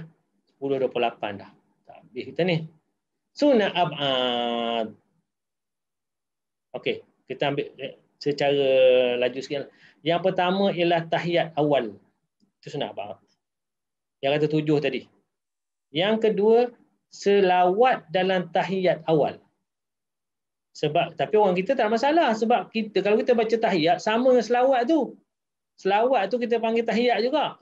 Tak, dia sebenarnya dari fiqh. Tahiyat awal ialah Yang kita baca at-tahiyatul mubarakatuh salawatut thayyibatu lillah. Assalamualaikum ayuhan nabi wa rahmatullahi wa barakatuh. Assalamu alayna wa ala ibadillah sholihin. Asyhadu an la ilaha illallah, asyhadu anna Muhammadar Rasulullah. Itu je tak yang dipanggil tahiyat. Lepas pada tu Allahumma sholli ala Muhammad, itu selawat. Selawat yang pertama itulah dinamakan sunat ab'ad. Ada pun selawat pada tahiyat akhir itu rukun. Itu beza dia. Kalau tinggal selawat pada tahiyat awal sah sembahyang. Tapi kalau tinggal selawat pada tahiyat akhir sembahyang batal. Itu beza dia. Yang ketiga, duduk tahiyat. Duduk tahiyat. Kalau kita tak baca tahiyat, kita tak duduklah. Mana ada orang baca tahiyat sambil berdiri. Okey, makna apabila kita tak duduk betul, kita tak bacalah tahiyat. Yang keempat, doa kunut. Yang keempat, doa kunut pada rakaat kedua solat subuh. Dan pada witir yang terakhir pada malam ke-15 hingga akhir Ramadan. Ini juga kalau kita tertinggal sunat sujud sahwi. Sunat ab'ad ni. Iaitu yang kunut subuh dan kunut witir. Kunut witir yang 15 tu, kan kita bulan Ramadan, pada malam 15 kan kita baca witir, solat witir kita tu kan ada kunut. Kita main witir tiap-tiap malam, tapi yang 15 tu sehingga habis Ramadan kita ada kunut. Kunut tu kalau tertinggal masa witir pun sunat sujud sahwi. Okey, sama ada sembahyang seorang ataupun sembahyang berjamaah. Dia disunatkan baca kunut. Kunut. Kalau tak baca tak baca tak sah lah ya Ustaz ya. Apa dia? Kalau tak baca sunat sahwi tadi batal ya. Tak baca apa tu? Apa tadi yang Ustaz kata tadi yang apa? Yang kunut tadi. Baca kunut masa solat witir. Tak, masa solat biasa, solat wajib subuh. Okey. Dia tak sah kalau sekiranya dia adalah rukun. Kunut ni rukun ke tak rukun? Tak rukun. Bukan rukun, dia sunat ab'ad. Sunat ab'ad ini maksudnya kalau kita tinggal sah, tapi sunat kita sujud sahwi. Jelas tak? Ya. Okey, jelas. Okey, selawat dalam kunut. Maknanya kalau kita tak buat sujud sahwi pun sah lah kan? Sah lah, sah juga solat. Tapi rugilah. Tapi tak buat lah. Rugi. Ya. Okey. Ingat kita bercakap ini ialah berdasarkan mazhab Syafi'i Kokolah ada pendengar ni ada mazhab lain. Tolong jangan membantahlah ya. Sebab ada mazhab kata kunut ni bid'ah. Yang tu kita tak nak bergaduh lah. Kamu buat sendirilah. Tak payahlah kacau kita.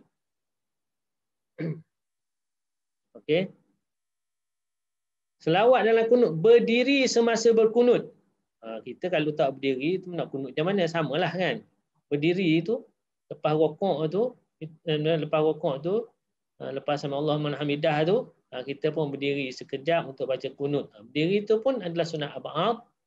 Yang ketujuh, berselawat ke atas keluarga Nabi SAW ketika tahiyat akhir. Sebab yang menjadi rukun dalam tahiyat akhir ialah selawat ke atas Nabi. Allahumma sholli ala Muhammad. Wa ala ali Muhammad itu adalah sunat ab'ad. Makna kalau sekiranya dia tinggal Allahumma sholli ala Muhammad sahaja, tak ada wa ala ali Muhammad, makna dia meninggalkan sunat ab'ad. Semayang dia sah. Tapi dia sujud sahwi. Habislah situ tentang sunat ab'ad. Lepas tu kita masuk sunat hay'ah. Sunat hay'ah ni maksudnya ialah kalau kita buat dapat pahala. Kalau kita tinggal, kita rugi. Tapi tak perlu sujud sahwi. Apa dia? Banyak sunat hay'ah tu. Yang pertama ialah mengangkat tangan. Angkat tangan. Angkat tangan nanti kita sampai bab angkat tangan ya. Angkat tangan ni macam mana cara angkat tangan. Macam mana cara angkat tangan? Itu dalam perbahasan lain. Cuma angkat tangan ni bila? Yang pertama ketika takbiratul ihram, Allahu akbar, angkat tangan. Nampak gambar saya tak? Tanya dulu. Nampak Ustaz. Nampak? Okey. Okey. Allahu akbar, takbiratul ihram. Itu sunat hayah. Kemudian nak turun rukuk, Allahu akbar, nak turun rukuk, sunat angkat tangan. Bangun daripada rukuk, sami Allahu liman hamidah, angkat tangan. Itu sunat hayah. Sunat, tak buat pun sah dan tak perlu sujud sahwi. Yang keempat, dia ada 4 ya. Dia hanya ada 4 tempat kita disunatkan angkat tangan. Yang keempat ialah ketika bangun daripada rakaat kedua selepas tahiyat awal. Lepas kita rakaat kedua tahiyat awal tu terbangun, Allahu akbar, angkat tangan. Itu sahaja. Bukan angkat tangan bangun daripada setiap rakaat. Saya jumpa beberapa orang. Kalau dalam sembahyang Jumaat, kalau sembahyang solat saya tak nampak, sembahyang Jumaat lah kat masjid. Lepas bangun daripada rakaat pertama, naik rakaat kedua, dia Allahu akbar, angkat tangan. Angkat juga. Daripada rakaat ketiga nak naik rakaat keempat, Allahu akbar, angkat tangan. Tak, situ tak sunat, makruh. Dengar elok-elok. Kita angkat tangan, bangun daripada rakaat kedua, rakaat pertama nak naik pada rakaat kedua, lepas sujud tu kita bangun Allahu akbar, itu makruh hukum dia. Jangan angkat tangan. Begitu juga kita daripada rakaat ketiga nak naik rakaat keempat, Allahu akbar, itu makruh. Jangan. Yang angkat tangan daripada rakaat kedua nak naik rakaat ketiga lepas kita baca tahiyat, itu saja yang ada. Jelas? Maknanya di tengah-tengah lah ustazah kalau ustazah pula ustaz. Ya. Kalau 4 rakaat maknanya di rakaat kedua. Rakaat kedua sahaja. Iaitu yang berlaku pada rakaat, iaitu berlaku pada sembahyang Zuhur, sembahyang Asar, sembahyang Maghrib dan sembahyang Isyak. Sembahyang Subuh tak ada. Rakaat kedua. Okey, sebab sembahyang Subuh ada 2 rakaat aja. Lepas Assalamualaikum tak ada lah angkat tangan. Okey, ambil perhatian sebab ramai juga orang tak faham dia ni, dia angkat tangan semua rakaat. Ustaz, saya tak faham ni. Saya pun. Ulang lagi Ustaz. Rakaat yang kedua tu kita angkat tangan. Nak yang naik rakaat ketiga, kita bangun lepas tahiyat tu, kita pun bangun ke atas rakaat ketiga kan. Masa kita ke atas ni, Allahu akbar, baru bismillahirrahmanirrahim, alhamdulillahirabbil alamin. Angkat tangan. Macam takbiratul ihram tu. Selepas tahiyat pertama kan Ustaz? Lepas tahiyat pertama kita naik tu. Masa kita naik nak baca Fatihah, naik berdiri tu. Masa berdiri tu Allahu akbar. Letak tangan dekat bawah dada tu. Jelas tak? Faham Ustaz. Faham Jelas. Faham. Jangan angkat tangan daripada rakaat pertama naik rakaat kedua. Itu bukan sunat, itu makruh. Okey, habis tu. Yang kedua, meletakkan perut tangan kanan di atas tangan kiri dan memegang serta meletakkan di bawah dada atas pusat. Nanti kita akan terangkan macam mana cara dia. Tangan tu apabila kita Allahu akbar tu, tangan kat mana? Macam mana cara pegang? Cara pegang tu macam mana? Jari kita macam mana? Itu lepas ni. Yang ni secara ringkas kita kata letak tangan kanan atas tangan kiri, bawah dada atas pusat. Okey, itu sunat hayah. Maknanya kalau tak letak pun tak ada masalah. Allahu akbar, lepas tangan ke bawah aja. Tak ada apa. Nanti kita akan terangkan lebih detail lah dalam bab kat tangan. Dan tak letak tangan atas bawah dada tu. Yang ketiga, membaca iftitah. Tawajuh atau iftitah. Baca Allahu akbar kabira walhamdulillah katsira tu. Nanti kita akan terangkan doa iftitah. Itu pun sunat hayah. Tak baca, tak apa. Baca dapat pahala. Yang keempat, membaca ta'awuz, a'udzubillah. Ya. Doa kita ni wajib sebelum, kalau baca selepas katalah dia tak takut wajib, dia tertinggal. tak wajib. Dia tak wajib. Dah wajib sebelum pula. Maksudnya dia sunat, tapi katalah dia start dengan Fatihah, kemudian baru dibaca. Sebab dia tak takut boleh. Dia tertinggal, sebab tak boleh dia baca datang dah. lambat. Tak boleh Dia baca tak boleh dah. baca dah. Kalau dah baca Fatihah, tak boleh lagi baca iftitah. Okey, tak boleh lagi baca iftitah. Bukan baca Fatihah. Kalau dia dah a'udzubillahi minasyaitonirrajim, dah tak boleh iftitah dah. Sebab iftitah ni selepas Allahu Akbar. Takbiratul ihram. Allahu Akbar, baru Allahu Akbar kabira. Kalau dia Allahu Akbar, a'udzubillahi minasyaitonirrajim, makna dia dah nak baca Fatihah, dia a'udzubillah baru teringat, aku tak iftitah lagi. Tak boleh dah. Teruskan Fatihah. Tak boleh patah balik dah untuk iftitah. Kemudian yang keempat, ta'awuz, berkata a'udzubillah lepas baca Fatihah, baca iftitah tu a'udzubillah sebelum baca Fatihah. Itu sunat. Bismillah tu wajiblah sebab sebahagian dari surah Fatihah. Yang kelima, membaca surah Fatihah dan surah dengan nyaring pada 2 rakaat untuk solat maghrib, isyak dan subuh, Jumaat, 2 hari raya, gerhana bulan, minta hujan, tarawih, witir, solat mengerjakan solat tawaf. Okey, yang ni ringkasnya gitulah ya. Nak terang panjang pula. Ada surah yang kita ada sunat hayah ialah dari segi nyaring tak nyaring. Ada solat 2 rakaat pertama tu kita baca nyaring. Ada solat yang kita tak baca nyaring. Jelas Ustaz, saya nak yang tadi sebab kita baca takbiratul ihram tadi. Jadi kita tak payah baca a'udzubillah kan? Terus baca doa iftitah. Baca doa iftitah. Kalau kita a'udzubillah tak boleh baca doa iftitah dah. Terus baca bismillahirrahmanirrahim. Bismillahirrahmanirrahim, Al-Fatihah terus. Okey, faham. Okey. Yang kelima, baca surah Fatihah dan juga surah yang lain selain pada Fatihah dengan nyaring pada rakaat 2 rakaat maghrib, isyak, subuh, Jumaat, 2 hari raya, gerhana bulan, minta hujan, tarawih, witir. Okey, yang kita biasa buat tu, ada yang 2 rakaat pertama tu kita kena, bukan 2 rakaat pertama, pada 2 rakaat kena nyaring. Ada 2 rakaat kena tak nyaring. Nyaring tak nyaring itu sunat hayah. Jadi maknanya kalau kita solat maghrib, okey, solat maghrib 2 rakaat pertama tu sunat kita nyaring. Walaupun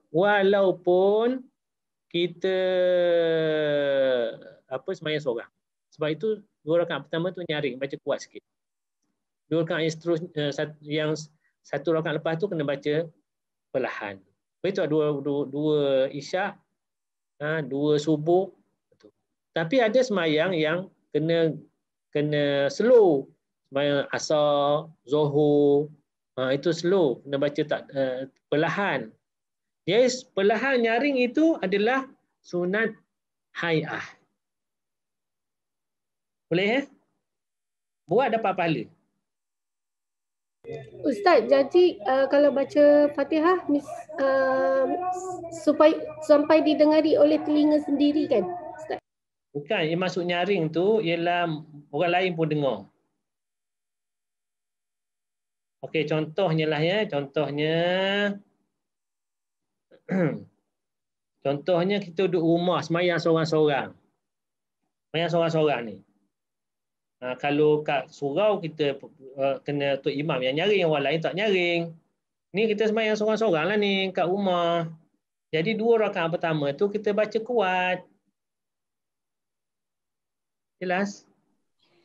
Ustaz, orang perempuan kena kuat juga ke? Dia kalau seorang-seorang dia boleh nak baca kuat. Kalau nak baca slow pun boleh, orang perempuan ni tak ada masalah. Okey. Tapi kalau ada orang lelaki dia tak boleh baca kuat. Orang lelaki yang mahram tak boleh baca kuat. Okey. Okey, faham Ustaz. Okey. Tapi kalau sekiranya solat yang nyaring dia baca perlahan, tak ada masalah. Solat yang perlahan dia baca nyaring, contohnya lah dia solat asar atau solat zuhur. Allahu Akbar. Bismillahirrahmanirrahim. Baca nyaring. Macam mana? Sah ke tak sah? Solat Zuhur dia baca nyaring. Sah ke tak sah? Sah, Ustaz. Sah. Tetapi dia melibatkan sunat ihya dan kalau dia nyaring tempat yang sir, maka dia jadi makruh lah ya. Sembahyang sah. Lah kalau Tok Imam baca nyaring, lepas tu kena Tok Imam tu kena berhenti jadi Tok Imam lah. Macam tak reti sangat. Yang asal pun nak nyaring juga. Okay. Ustaz, sah tak sembahyang kita kalau kita baca macam berbisik seorang kita je dengar? Gini ya, nanti kita akan masuk dalam rukun qauli. Apa syarat-syarat dia. Secara ringkasnya rukun qauli ni telinga kita mesti dengar. Satu persatu perkataan tu. Kalau setakat qomat kamid mulut pun tak boleh Ustaz ya? Qomat kamid tu tak sah batas sembahyang. Mesti kena dengar telinga kita. Kalau pendengaran kita elok. Lainlah kalau kita ni orang tuli. Tapi orang pekak, tak perlulah dia melaung kuat supaya telinga dia dengar. Okey. Faham Ustaz. Okey, nanti kita akan lanjutkan lagi dalam rukun syarat rukun qauli. Melafazkan amin selepas baca surah Al-Fatihah. Okey, lepas baca Fatihah kita kata amin. Itu sunat hay'ah. Tak kata amin pun tak ada masalah. Tapi berkata amin ada pahala dia tersendiri. Membaca surah Al-Quran selepas Al-Fatihah pada rakaat pertama, 2 rakaat pertama, sama ada bagi imam ataupun solat perseorangan. Baca satu surah lepas Al-Fatihah, baca satu surah. Itu pun sunat hay'ah. Tak baca lepas waladhdallin amin nak rakaat terus pun boleh. Tapi kalau nak pahala lebih, bacalah satu surah walaupun pendek. Okey. Surah paling pendek surah apa? Surah apa yang paling pendek? Al-Kausar. Surah Al-Kausar. Okey. Dengar ceritanya apabila PKP ni ramai suami-suami yang jadi imam baca surah Al-Kausar. Sebab dia nak baca surah lain yang panjang dia tak confident. Nanti malu kat bini. Bacalah Al-Kausar. Dengan Qul Huwallah kan? 2 surah tu. Setiap kali sembahyang jadi imam, Al-Kausar, Qul Huwallah. Al-Kausar, Qul Huwallah. Okey. Sunat baca Quran selepas Fatihah pada rakaat 2 rakaat pertama sama ada jadi imam ataupun dia solat bersorangan. Tapi kalau imam baca surah janganlah dia baca surah lagi. Solat sorangan dia kena baca. Orang ketiga keempat tak perlu baca surah. Ustaz, macam imam baca Fatihah, kita kena diam kan? Kena diam ya. Tapi boleh tak imam baca Fatihah, kita pun baca Fatihah, takut tak sempat? Boleh.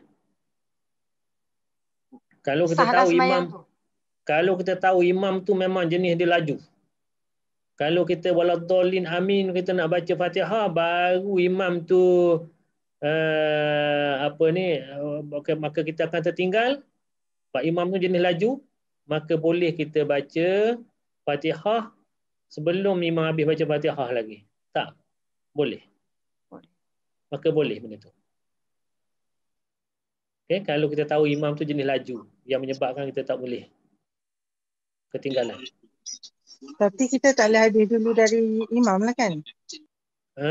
Rukun qauli tak apa. Dia jangan rukun fi'li. Kita nak baca Fatihah dulu pada imam boleh. Sebab itu rukun qauli, rukun perkataan. Yang tak boleh mendahului imam ialah rukun qauli. Imam tak rukuk lagi, terrukuk dah. Itu tak boleh. Tapi kalau imam tak baca Fatihah, kita baca Fatihah dulu, boleh. Macam imam tu dah habis kan? Baca Fatihah, kita terlambat, kita tak habis. Lepas tu dia dah sujud tu kita tak habiskan, tak apa kau Ustaz?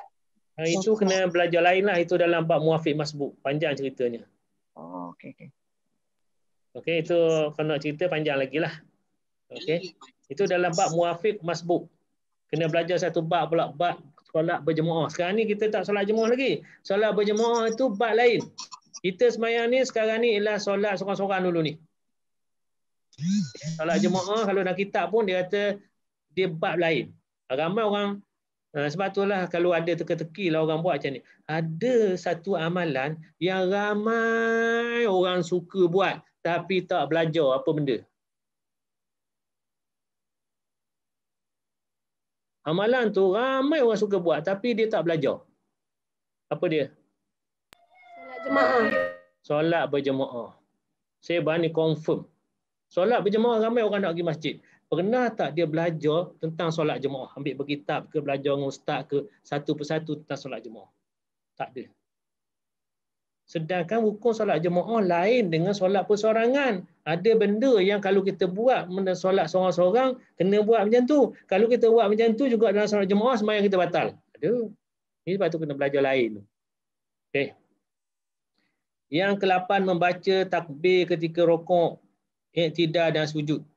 Okey. Allahu Akbar rokok. Sunatnya. Sunat hal tu. Sami Allahu liman hamidah. Rabbana lakal hamd. Itu sunat tu. Kalau dia bangun tu lepas rokok, dia bangun je tak kata apa-apa. Sah semayang tu. Dia tak kata sami Allahu liman hamidah pun. Sebab yang dikatakan i'tidal bukan sami Allahu liman hamidah. I'tidal tu maknanya ialah bangkit daripada rokok, berdiri balik. Itu makna i'tidal. Jadi takbir tu sami Allahu liman hamidah ke apa benda, itu lepas tu Allahu Akbar, kata Allahu Akbar nak turun sujud tu, ataupun duduk antara dua sujud Allahu Akbar, itu semua adalah sunat hai'ah. Maknanya kalau dia turun tak takbir daripada bismillahirrahmanirrahim amin tu rukuk, tak kata pun Allahu Akbar, sah semayang. Sebab itu sunat hai'ah. Jelas? Jelas. Okey. Yang ke-9, membaca tasbih ketika rukuk. Okey. Apabila Allahu Akbar, kita pun Subhana rabbiyal azim wa bihamdihi subhanallah. Kalau tak baca, kita tak Allahu Akbar, rukuk aje. Allahu Akbar pun tak baca, Subhana rabbiyal azim pun tak baca, sah. Itu sunat hai'ah. Jangan kita tak tahu mana rukun, mana sunat. 10, membaca tasbih ketika sujud. Subhanallah a'la. Itu sunat, tak baca pun tak apa. Meletakkan kedua tangan di atas paha dengan melepaskan jari semua. Ketika apa? Ketika kita duduk antara dua sujud. Kita letak tangan atas paha tu. Kita lepaskan tangan, kita tak genggam. Itu adalah sunat hai'ah. Okey, nanti kita akan tukarkan satu-satu. Duduk iftirash. Duduk iftirash tu ialah duduk tahiyat awal. Ataupun duduk antara dua sujud. Itu nama duduk iftirash. Itu sunat hai'ah. Kalau kita nak ganti dengan duduk lain pun boleh. Okey. Kalau kita, contohlah kita tahiyat awal, kita nak duduk bersila. Boleh ke tak boleh? Boleh tak boleh? Kita tak nak duduk macam biasa ni, macam orang duduk, kita nak duduk bersila. Relax sikit. Boleh tak boleh? Boleh. Sebab duduk iftirash itu adalah sunat hai'ah. Kita nak duduk sila pun tak apa. Tapi rugilah, tak dapat pahala lah. Duduk tawarruk, tahiyat akhir. Duduk tahiyat akhir tu yang kita duduk punggung atas lantai tu, kaki kiri masuk bawah kaki kanan tu. Yang tu duduk tawarruk, nama dia duduk tahiyat akhir tu. Itu pun sunat. Kalau kita duduk macam tahiyat awal pun boleh sah. Sunat hai'ah nama dia. Yang ke-14, salam yang kedua. Assalamualaikum yang kedua tu. Sebab sebenarnya sembahyang kita dah habis dengan Assalamualaikum yang pertama tu, dah habis rasa kita. Yang kedua tu jatuh sunat. Assalamualaikum tu. Yang kedua jatuh sunat. Berpaling pun sunat. Berpaling kanan kiri, sekurang nampak pipi kanan dipandang dari belakang, itu pun sunat. Tak paling pun tak apa. Assalamualaikum depan-depan yang tu pun tak paling mana-mana pun boleh. Itu sunat hai'ah. Ustaz, yang kalau kita masa tahiyat akhir tu kan ada telunjuk klien tu jari tu kita naik ke atas tu, itu sunat apa Ustaz? Itu sunat hai'ah. Jadi kita nak turun balik tu sampai bila? Sampai bila kita turun balik apabila kita bagi salam. Tu nanti kita akan terang satu persatu tu. Ni soalan advance sangat ni, belum habis lagi. Itu yang last sekali nanti. Okey, kita akan terang satu demi satu secara terperinci. Okey Ustaz. Okey. 10.55 nampak pukul 11 lah kita berhenti ni. Perkara ni nak bandingkan solat dengan manusia. Yang pertama rukun. Kita nak tengok apa kedudukan solat dengan manusia ni, macam mana bandingan dia. Yang pertama rukun. Rukun ni perumpamaan ni kalau manusia macam kepala. Apa ni? Maknanya solat tak jadi kalau rukun tak ada. Okey, sebagaimana manusia tak akan ada kalau kepala tak ada. Kalau kepala tak ada memang duduk dalam tanah lah dia. Solat tidak menjadi solat melainkan dengan rukun-rukunnya. Dia macam kepala lah kepada manusia. Syarat ni, nanti kita akan syarat ni syarat sah dia. Syarat sah ni dia ada, nanti kita akan terangkan apa itu syarat sah. Dia macam nyawa. Solat tidak akan sah jika tidak ada syarat-syaratnya. Tak ada syarat pun sebenarnya tak sah juga. Sunat abad ni macam anggota badan. Sunat abad ni anggota badan. Okey, pasal apa? Jika ditinggalkan kesemua atau sebahagiannya, solat masih sah, tetapi seperti ada kekurangan, maka hendaklah ditampal dengan sujud sahwi. Sunat abad ni macam anggota badan. Maksudnya, kalau tangan kita tak ada, kita masih ada, tak mati kita. Tapi kalau kepala tak ada, mati lah. Kalau nyawa tak ada, mati lah. Jadi sunat abad ni macam anggota badan. Kalau tak ada kekurangan, cacat lah. Jadi nak tampung macam mana? Sujud sahwi. Okay. Sunat hai'ah ni macam rambut dan kuku. Okey, macam rambut dan kuku. Dia akan mencantik dan melengkapkan solat itu sendiri. Okey. Kalau seorang tu tak ada rambut, okey. Seorang tu tak ada kuku, okey. Tapi ada rambut, ada kuku ni, jadi cantik lah orang tu. Tak ada rambut ni tak cantik. Otak tak cantik. Okey. Jadi sunat hai'ah ni macam rambut dan kuku. Dia tak menjejahkan, tidak mencacatkan kalau tak ada rambut. Satu lagi ialah khusyuk. Khusyuk ni kita kata jauh jiwa ataupun hati dalam sembahyang. Allah hanya menerima solat mengikut kadar khusyuk. Maksudnya ialah kalau kita sembahyang, rukun, syarat, sunat abad, sunat hai'ah semua kita jaga. Sembahyang kita sah dari segi fiqh. Ada rukun syarat je. Sunat abad, sunat hai'ah kalau tak ada pun tetap sah. Sah dari segi fiqh. Tapi kalau khusyuk tak ada, solat tu Allah tak terima. Dari segi fiqh sah dah. Tapi Allah tak terima. Sebab Allah terima yang khusyuk je. Sebab tu dalam hadis ada menyebut Allah hanya terima, mungkin mana seorang hamba ataupun berdiri sembahyang yang diterima oleh Allah mungkin 1/10 daripada sembahyangnya. Mungkin 1/2, mungkin 1/3, mungkin 1/4, mungkin 1/5, mungkin 1/10. Mungkin Allah tak terima terus. Pasal apa? Sejauh mana khusyuk kita dalam sembahyang. Kalau kita khusyuk teringat bahawa kita ni sembahyang masa tahiyat akhir. Masa tu ialah tahiyat akhir tu ialah yang Allah terima. Kalau Allahu Akbar, lepas tu teringat ke bola, teringat ke lain, ikut imam pula tu, tiba-tiba imam beri salam, Assalamualaikum, baru dia tersentuh. Dah salam dah. Habis cerita dah lah. Tak khusyuk langsung dah sembahyang. Jadi dari segi fiqh tak ada apalah. Tapi dari segi Allah terima tak terima, khusyuk ni macam jiwa ataupun hati dalam sembahyang. Okey, jom kita bersiap untuk solat. Kita berhentilah. Ni slide saya ada lagi ni. Ustaz nak tanya satu je lagi. Ya. Selepas solat kalau ikut mazhab Syafi'i, berdoa tu adalah lebih baik kan?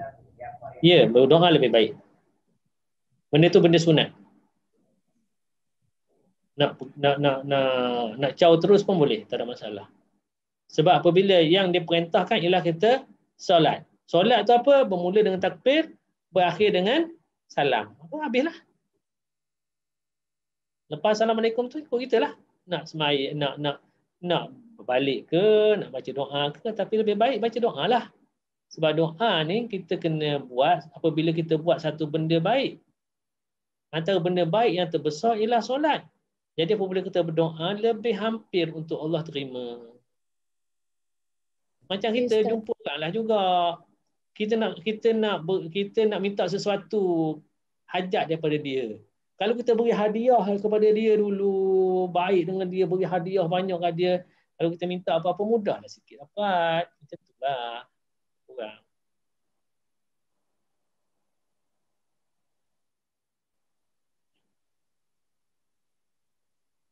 Okey. Okey, Ustaz. Okey, kita berhenti setakat ni dululah. Ada beberapa slide lagi, tak apalah, kita sambunglah akan datang. Okey, kita berhenti setakat ni dulu ya. Saya minta maaf kalau sekiranya persembahan ni tidaklah memuaskan hati sahabat-sahabat semua. Moga-moga adalah manfaatnya sedikit sebanyak. InsyaAllah kita jumpa lagi.